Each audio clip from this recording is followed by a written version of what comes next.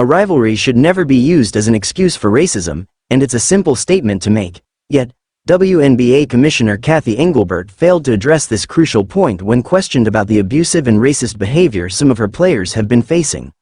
Instead of showing empathy, Engelbert offered a vague response, speaking about sponsorships and marketing opportunities, while neglecting the players' real concerns. In a recent CNBC interview, Engelbert's dismissive tone sparked outrage among both black and white players in the WNBA.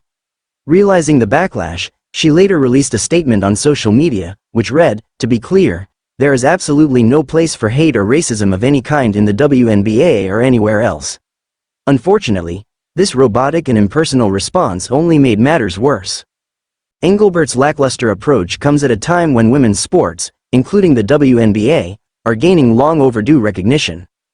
The intense rivalry between Reese and Caitlin Clark, for example, has captivated audiences, drawing attention to their athletic prowess. Clark's incredible shooting skills and jaw-dropping passes have become the stuff of legends. However, alongside this newfound spotlight, a darker element has emerged, a toxic mix of racism, misogyny, and homophobia targeting WNBA players. It's important to note that Caitlin Clark herself has condemned these actions, making it clear that she does not endorse any form of bigotry or hate. However, this has not stopped the onslaught of vile attacks directed at players. For instance, after a game between the Indiana Fever and the Connecticut Sun last month, a notorious online troll sent Dijonai Carrington a disturbing meme comparing her to George Floyd. Carrington's supposed crime? She had previously asked for Clark to denounce the behavior of her toxic so-called fans.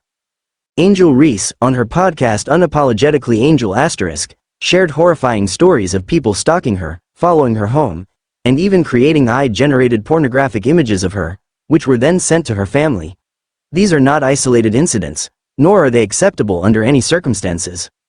While Engelbert fumbled her response, WNBA Players Association Executive Director Terry Jackson delivered a much stronger message, condemning this kind of toxic fandom as unacceptable and long overdue for proper addressing.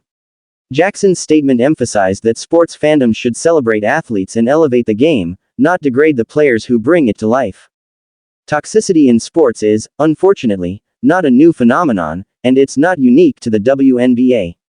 NFL player Alexander Madison, for instance, faced racial abuse after a game, and a Nebraska fan recently hurled a racial slur at a Colorado staffer.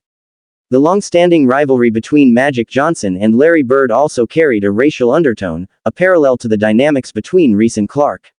However, the WNBA faces additional challenges as its players are not only fierce women athletes but many are also openly LGBTQ+. As Pamela Grundy, co-author of Shattering the Glass, The Remarkable History of Women's Basketball *, points out, the WNBA's challenges are deeply ingrained in societal prejudices against women, particularly those who are strong and outspoken. This hostility, she says, is rooted in the darker corners of American society. Professor Lou Moore, a historian and author, further elaborates that these toxic individuals aren't true fans of Clark or the WNBA. Instead, they are using Clark's success as a vehicle for spreading hate. As Moore puts it, a real fan wouldn't participate in this kind of behavior. Engelbert's failure to strongly condemn this abuse has overshadowed the WNBA's remarkable growth. The league is experiencing record-breaking TV ratings, increased attendance, and heightened interest from sponsors. Yet, players should not have to endure racism, misogyny, and homophobia as the cost of success. The commissioner's response should have been immediate, forceful, and unwavering in defense of her players.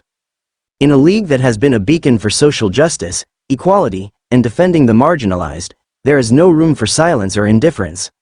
The WNBA's leadership must take a firm stand, ensuring that the players who make the game what it is are fully supported and protected from the worst elements of society.